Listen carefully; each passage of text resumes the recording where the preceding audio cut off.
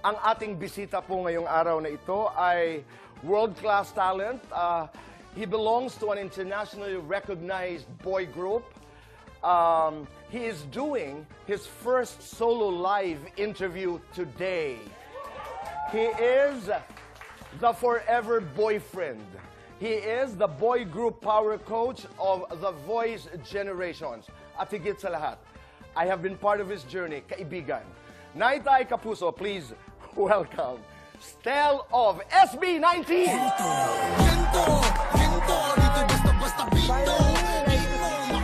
Maraming salamat. Congratulations, you make me proud. Alam ko po nanonood ngayon ang iba pang mga members. Yes, Let me say hello to Justin, to Ken, to Pablo, and to Josh. Yun, tamang-tama. Memoryado ko yan.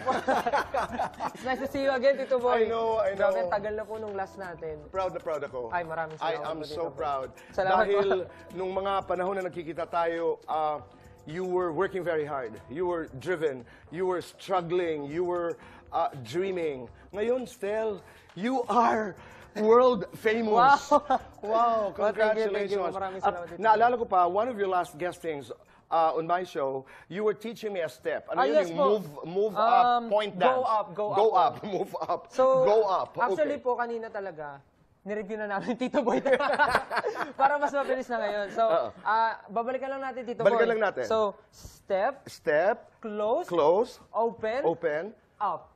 Ayan, Tito Pagalingan tayo. Sige nga. 5, 6, 7, 8. Hindi. Isa pa. Nagkamali ho ako. Okay. 5, 6, 7, 8. Yeah, we gonna go up. Ayan. Oh, di ba? Meron akong ganito. Thank you, Iba Stel. talaga si Tito Boy. Maraming salamat. Thank you so much, Tito Boy. I am just so proud.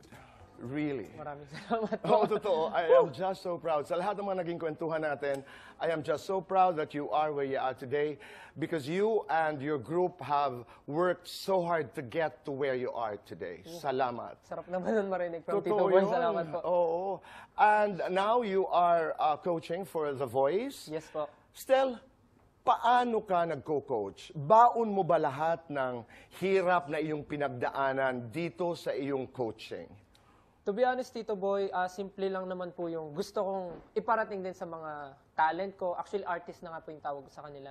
Kasi doon rin po ako nag-start aspiring artist, performer. And alam ko po yung feeling na pag may tinuro sa'yo, gusto mo agad i-perfect. Pero bilang tao ka, hindi mo naman agad ma-adjust yun. So, I give them time to, to adjust and isa puso muna nila kung ano yung sinabi ko. Para ayoko po kasi mararamdaman nila yung pressure from me as their coach or as their, masasabi kong kuya na lang or someone, a friend na talagang gagabay sa kanila. Kasi pag na-pressure ka sa isang bagay, dun mo mas ma-overthink yung isang bagay hanggang sa hindi mo magawa. So ayoko ma-feel nila na super, pinipressure ko sila na dapat magawa mo agad to, dapat ganito. And I know na as a performer, may mga time talaga na magkakamali ka. And okay lang sa akin yun. Sabi ko nga po sa kanila, it's okay to make mistake, but hindi ngayon. Like, wag mong gagawin. Okay lang magkamali, pero please, wag ngayon. Yun Okay. yung like ko sinasabi sa kanila. Itong sinasabi mo ngayon, Stel, ikaw ba ito, nung nag-uumpisa ka, ikaw ba ito na, halimbawa pag tinuturuan, ayaw mong pinipressure, kasi alam ko, you trained for many, many years. Yes po. So pag may bagong itinuturo na kanta, halimbawa at sayaw, you don't go for perfection. Inilalagay mo muna sa puso, hanggat lumabas na natural. Opo. Oh, ikaw yon. Ako po And yun, do Tito not Boy. commit mistake. You can commit mistakes, pero kung magkakamali ka man, not now. Wag ngayon. So lahat itong sinasabi mo sa mga talents mo, sa'yo nang galing, po. ikaw yun. Ako po yun, Tito Boy. Kasi pag sinasariwa ko po yung mga nangyari sa amin before, talagang yung mistake, inevitable po yan eh. Like, hindi Right. talaga siya mapipigilan. But as a human, hindi tayo perfecto. Madadaanan natin lahat. At pag may sinabi sa akin, normally po, isa sa puso ko po yan. Kasi ang pangit naman po kung gagawin ko siya agad-agad and hindi siya genuinely mapapakita sa audience or halatang pilit. So, dapat po ramdamin ko siya, isa puso, isa utak ko, bago ko siya totally mapakita sa tao kung ano talaga yung gusto kong iparating sa kanila. Stel, ano ang pakiramdam? Nakatabi mo si Chito Miranda, Billy Crawford, Julian San Jose. Was there a moment na na-overwhelm ka? Sobra, Tito Boy. Nung in-offer pa lang po sa akin itong project na to, sabi ko na lang po sa sarili ko, talaga, like, nakikita na nila ako as coach ng The Voice. Kasi never in my wildest dream na makikita ko yung sarili ko dun sa chair na yon, and to be part of the set, amazing set ng coaches with Julian, of course, si Coach Billy and Coach Chito. Grabe, mga ina-idolize po yan ng parents ko. Like, parents ko na po talaga yung nakakakilala sa kanila. But kilala ko po sila. And I'm very happy and overwhelmed and super blessed na napapaligiran ako ng sobrang kilalang tao, and of course, sobrang talented nila. Wala No, I akong mean, masabi. let's make that very clear. Julian is a superstar. I mean, Yes. halos isang taon lamang yan ang diferensya Yes. ninyo. Para klaro lamang. Of course, Chito is a legend in this business. Super. Pero ano ang reaksyon ni Ken, anong reaksyon ni Josh, ano ang reaksyon ni Pablo, ni Justin, noong inoffer ka nito? Sabi po nila sa akin, Stel, pag di mo pa tinanggap yung project na yan, di na namin alam ano gagawin sa'yo. Kasi Tito Boy, ako po, bilang nasa part ako ng SB19, sobrang mapili po ako sa mga projects na pwede kong tanggapin. Kasi po ako, gusto ko po prioritize yung group muna. Like, nasa SB19 ako, so yung gagawin ko, it's all about SB19 first. Okay. But when this project po approaches me, sabi ko, bigatin to. Like, parang hindi ko alam paano ko to iti-take. But with the help of my group, my team, my family, sila yung nagpakita at nagparamdam sa akin na you really deserve that spot. Like, kunin mo na. And binigay yan sa'yo kasi alam nilang kaya mo and dapat tanggapin mo ng buong puso.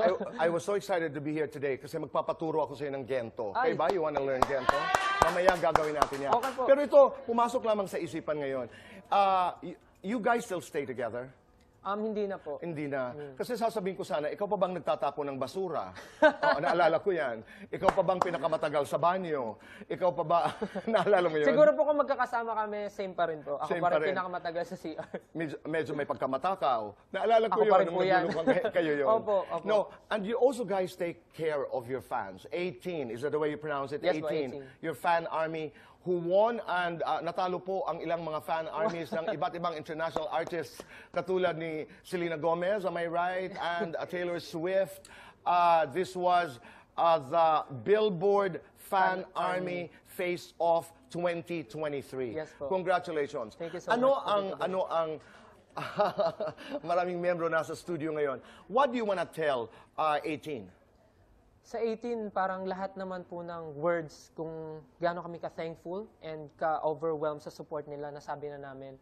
But yung mga ganong klaseng nangyayari sa career namin, like nananalo ng awards, na-acknowledge kami not only here in the Philippines but also international, it's all because of them po, Tito Boy. Kasi kung hindi talaga sa kanila, kung hindi dahil sila naniniwala sa amin before, baka wala nga pong SB19 talaga ngayon. So, lahat po ng ginagawa nila para sa amin, super na-appreciate po namin. But also, we do our part to, to showcase our skill, na ipakita yung kultura ng Pilipinas, gaano katalento ang mga Pinoy, how we love our culture, our roots, yun po yung pinapakita namin. And sila na po yung gumagawa ng ibang bagay na pag-promote din sa group namin, which is we really love. Talaga. Continue to do what you do because you're not only making yourselves and your families proud, you're making this country proud. Pero balikan lamang natin, bago pa magkaroon ng SB19, kayo ni Josh would join contests, Yes, di ba? And one time, kayo napunta sa South Korea, sa Seoul, I think, kung di Yes, ako po. nagkakamali. And you got the chance to meet BTS. Wow. Yes po, totoo Naalala po mo yan, yun, Tito. no? Opo. Kumusta yung experience na yun? Yung experience na yun, Tito Boy, hanggang ngayon sobrang fresh pa rin sa utak ko. Kasi nung time po na yun, parang, ano rin po sila, starting pa sila nun, na group nun. And yung era po nila yun is parang Danger pa. So yung song po nila na Danger, yun po yung pinopromote nila. And we were very lucky na kami yung Filipino cover group na pinadala ng Philippines that time to compete with other countries. And super thankful din kami na pumayag yung management nila na ma-meet namin sila backstage. And for them, sabi nila, happy rin sila na na-meet kami kasi kami daw po yung first Filipino cover group na na-meet nila. So we're very happy and very lucky to have that interaction with them that time. So super happy and blessed po kami na hanggang ngayon sariwa pa po sa isip ko yung nangyari dati. Pag nagkasalubong muli kayo, pakikumusta na lang. Opo, mga kaibigan makakarating natin yan. po. Pero still nakakatuwa kasi when you do your concerts, may isang portion talaga na hindi magkamayaw ang inyong mga Nako. 18. Nako. Hindi nga, dahil sa ginagawa niyong kaldag. Kaldag. Paano ba yun? Kasi ako, I always want to learn. Oo. Paano ba ang kaldag? Yung sa Gento po kasi may kaldag po talaga. Mamaya, yun. tuturuan mo Opo. ng Gento. Hindi pa ito, pero yung Opo. kaldag lang. Meron may isa po kaming kaldag daw na ginagawa na gustong-gusto ng 18. Daw dahil hindi ito sinadya? Hindi po siya talaga kaldag eh. Hindi siya kaldag. Sa step po namin siya ng I want you. So pag gagawin ko po siya ngayon, Sige. bilangan ko na lang po. Okay. Pakita ko muna sa Tito Boy. So Okay. ganito po siya. 1, 2, 3, 4, 5, 6, 7, 8. Bam, bam. Oo, maganda naman. Huwag mo na ipagawa sa akin. Medyo hindi ko kaya. Ganun na lang. Ayan, Tito Boy, kaya mo yan, Tito Boy. Kaya mo yan, yung ganyan. Ganun na lang. Oo. Pero yung pagluhod-luhod, masakit na po ang aking tuhod. Let's do fast talks. Oh, ito na. Tito Boy, alam niyo ba, yan po yung pinaghandaan ko. I'm ready for this, I Tito know. Boy. Tito Boy. And our time begins now. Army, 18. 18. BTS, Blackpink. Both. Baldag, kaldag. Kaldag. Itlog, manok. Both. Aso, pusa. Both. Gento, ginto. Gento. Blonde hair, red hair. Red hair. Sa SB19, sino ang pinaka-naughty? I would say ako po. Sino ang pinaka-chick boy? Ako na rin. Forever boyfriend. Sino ang habulin ng girls? Justin. Sino ang taken na? Ako po, ng 18. Your hidden talent. Hidden talent, acting siguro po. Wow, that's exciting. Your best asset. My shoulders. Your favorite SB19 song. Forever hanggang sa huli. Kina Billy Juliana Chito, sino ang binabantayan mo? Si Coach Chito. Sino ang gusto mong kakampi sa kanila? Si Julian, syempre. Sino ang uutangan mo? Si Coach Billy! Sino ang aagawan mo ng team member? Coach Chito. Money or fame? Both. Pareho na. Award or reward? Reward. Lights on or lights off? Lights on. Wow. Happiness or chocolates? Tito Boy, happy po ako pag may chocolate. Best time for happiness? I'm always happy. Complete the sentence. Ako si Stel sa SB19. Ako ang pinaka... Mapagmahal. Oh.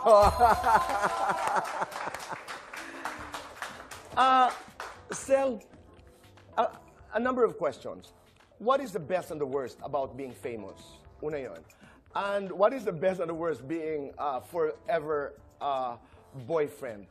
Sa mga pagkakataon that you guys are overwhelmed, itong kasikatan, itong fame, anong karanasan nyo, the most challenging experience you have, na binabalikan nyo to keep your feet on the ground?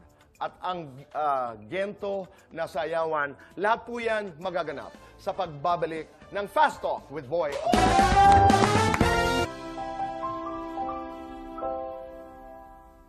Kami nagbabalik po dito sa Fast Talk with Boy Abunda. Kasama po natin si Stel. Stel, invite everybody to be part of the Voice Generations. Yes po, mga kapuso na nanonood ngayon, iniimbitahan ko po kayo na laging manood ng The Voice Generations. Every Sunday po yan, 7 p.m. pagkatapos ng Bubble Gang. Napapag-usapan lang natin, sabi ko nga, I just wanna make it clear, kayo sa SB19, okay sa inyo magkaroon ng mga solo projects, Yes no? po. Ganda. Kasi Pero po, priority nyo ang schedule Yes. ang SB19. okay po sa amin tumanggap ng solo projects basta hindi po na babangga yung schedule ng group. Kasi ang sabi nga po namin, ayaw namin na nakakahon kami ng 5 lang and we know na each one of us may gustong i-pursue. So bakit namin siya pipigilan i-pursue kung ano yung gusto niya? Doon siya mag-grow. Ayaw The namin best mag-grow. and the worst about being famous, Stel. Ang best po, syempre, ito, like, syempre, kumikita. And syempre, we can provide for our family. Nakakuha namin gusto namin. May mga need and wants din po kami. But, ang kabaliktaran po noon, syempre, dahil nga po nakikilala kami, mas wala po kaming time with our family. So, hindi namin sila masyado nakikita. Hindi namin sila nakakasama. Especially now na nakatira kami na dito na sa area na malapit para malapit na sa work and hindi na kami ma-hassle. And other thing po is, wala na po kaming freedom to go outside. Though, hindi naman kami malabas talaga. Pero yung simpleng pagmamall sana po na gusto naming gawin, hindi na talaga namin magagawa. Kasi may mga instances po na talagang may mga taong nakakilala. Okay lang sa amin yun, pero minsan po talaga kasi nadudumog. And ayaw po namin mag-cause ng commotion sa isang lugar na maabala yung mga tao. So we choose to stay na lang sa bahay. Pag The ganun. price you have to pay for fame. Pero alam mo, sa 2-3 nating pag-uusap in the past, kayo bumabalik kayo. Not just you, but yung mga ibang boys, you would always talk about your family. Kasi naalala ko may mga pinagdaanan kayong panahon na nababawasan na yung mga naniniwala sa inyo. Ang dami yung nag-umpisa, tapos dahan-dahan, nababawasan. But I remember you guys very clearly kasi kami nandito kami, hindi lamang para sa amin, pero para sa aming mga pamilya, para sa aming mga pangarap. And then, I still hear that from you today, di ba? Napakasarap lang pakinggan. How does it feel to be the forever boyfriend? Wow. Of 18. Actually po, Ng 18. for me, naisip ko lang po yun na gawing tagline sa mga concerts namin. Kasi meron po kaming inside joke ng 18 na parang gino-joke nila sa akin before. Sandali lang, you know why? Para lang may konteksto, may inside joke kayo because ikaw yung pinaka... you're the most responsive to, yes, po. to 18. Ako yung pinakamakulit, nakikiusap sa kanila. Anyway, go on. So, meron pong one time na in-interview kami, hindi ko na po maalala kung anong interview. Tinanong ako kung meron akong girlfriend and sinabi ko wala. Tapos lahat sila nagtampo sa social media na parang, wala ka palang girlfriend, so ano kami? So sabi ko, gusto nyo pala ng ganitong klaseng biruan? Okay. So, ever since po, sabi ko, sige, dahil ganyan gusto nyo, ako na yung forever boyfriend nyo. So, sa mga post ko, sa lahat ng lines na sinasabi ko or mga spills ko sa concert namin, lagi ko silang ini-include na ako yung boyfriend nila. Which is nakakatuwa kasi meron kaming ganong interaction. Pero, ano po yun, may boundaries pa din. Like, hindi talaga siya super sineseryoso ng 18. Natutuwa ako na meron kaming klaseng ganong connection po. That's right. Kumbaga yun ang conversation ninyo. Yes po. Itatawid ko lang yun. Sa personal na buhay, are you single? Yes po. Okay. At least na itanong Pero ko. taken ng 18. Taken ng 18. Taken. Single but taken by 18. 18, yan. Okay. Kwento. Ang BTS, may kwento to when they were training, na parang pareho kayo. Naghihiraman ng damit, ang daming pinagdaanan, di ba? They went through the ringer. They went through hard times, etc. Ngayon sa mga panahong ito that you have become very famous, Stel, at pag lahat naman, this is a celebrity business, this is a fame business, may mga panahon na hindi man dumating sa ulo, but it can overwhelm. Yes po. Sa mga panahon na ganito, anong karanasan ninyo bilang grupo ang inyong binabalikan para maibalik ang inyong mga paa sa lupa? Naalala ko lang po palagi nung time na nagsisimula kami, may naniniwala sa amin, yes, pero hindi po siya katulad ng mga taong naniniwala sa amin ngayon. Like, we have the support system before, pero hindi ka strong na ngayon. So, kung hahayaan namin na umabot sa ulo namin yung yabang or kung ano kami ngayon, pag pinaabot namin yun dito, Tito Boy, I'm sure, kung gaano kabilis yung pag-angat namin ngayon, gaano din kabilis yung paglagapak namin sa lupa. So, we always make sure na walang magbabago sa atin kasi nag-start tayong ganito, dapat matapos tayo or mag-stay tayo kung na ganito pa rin. Kasi parang pangit naman po na magbabago kami dahil nagbago lang kami or magbabago kami dahil sa mga taong tumulong sa amin. Parang hindi dapat ganun. At naniniwala ako, because also in one of my interviews, tayo ka, alam mo natutunan ko sa inyo, naalala mo na pag nagkakaproblema kayo, naghahawakan kayo ng Yes kamay, po, yes circle, po. Circle po. and then you would do the Huggle. SB19 hug. Alam niyo po ang kanilang ginagawa, lahat pag nagkakahawakan ng kamay, nagsasabihan lahat ng problema, Stel, ayoko yung ginawa mo sa kanina, hindi mo ko tinirhan ng ulam, masama ang loob ko sa'yo, di ba? Opo, pwede po. You would be in a circle, tapos sinasabi lahat ang mga pinakamahihirap na sabihin. You did that. Yes po. Do you still do that today? Ngayon po, madalas na po kayo mag-open forum. Open forum na. Opo, harap-harapan na po and then you talaga had dito that po. hug. Paano yung hug? Sorry kung di kita natirahan ng ulam. Oo, totoo yan. At saka alam nyo, the last time I spoke to you, kayo yung nagsasabing, halimbawa, Ken, Pablo, I love you. Pasensya ka na sa nasabi ko. Sarap, no? At sana ipagpatuloy niyo yun because Yes po. The whole country is rooting for Ay, you. thank you so much po. Gento. Gento po tayo, Tito Boy. Ito ang ending nito. Gento po, Tito Boy. Gento. Gento. Gento po. Gento po yun, Tito Boy. Ito po ang tinatawag nilang kaldag talaga, Tito Boy. Ayan. Ito po. So, ang kamay po natin ay Everybody, nakaganito lang Chang po. Susan, gusto mo sumali? Okay ka na? Halika na. Lahat halika po, na. lahat po, lahat Halika po, na, lahat lahat po. tayo. Halika na. Chang Susan, halika na. Oo, Gento. Dito ka. Oo, sige. So, kailangan lang po, Stel, yan si Chang Susan Hello ko. po. Okay, go. kailangan lang po nakaturo sa baba. Nakaturo sa baba, Nakahawak sa pants sa pants, at kumakaldag po. 1, 2, 3, 4. Apat na beses po. 4. 4. Okay. Tas ulit lang po Ulit dito. lang. Sige, sige. Okay, 5, let's do it. 6. Chang Susan, galingan mo. Ready? Okay, go. 5, 6, 7, 8. 1, 2, 3, 4. Repeat. 1, 2, 3. Repeat. And 1, 2, 3, 4. Thank you po. Mas magaling ka sa akin, ha, Chang Susan. Nakagaling sa... Galing Tel, mo. maraming salamat. Thank you, Tito Boy. Salamat po. I'm really happy that we did this conversation and looking forward to the many conversations na gagawin pa natin. Yes po. At sobrang Mabuhay nag-enjoy ka. ako po today. Sobrang nag-enjoy. Mabuhay ang Voice Generation. Maraming salamat. Mabuhay ang SB19. Thank you so much, Mabuhay Tito ang 18. Mabuhay ang lahat! Nay, Tay, Kapuso, maraming salamat po sa inyong pagpapatuloy po sa amin sa inyong mga tahanan. Maraming salamat po sa inyong suporta kay Stel at sa SB19 at sa Voice Generation. Salamat po. Be kind, make your nanay and tatay proud. And #say thank you. And let's talk again tomorrow. Goodbye.